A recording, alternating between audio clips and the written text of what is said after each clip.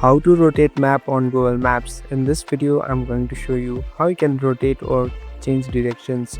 First of all, open the application.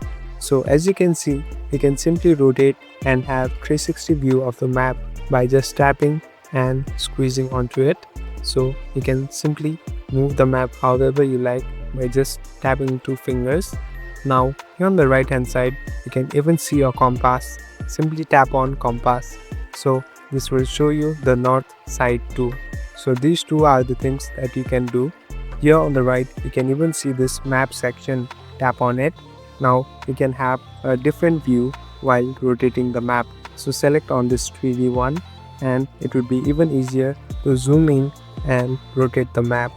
Thank you for watching this video. I hope this video will help you.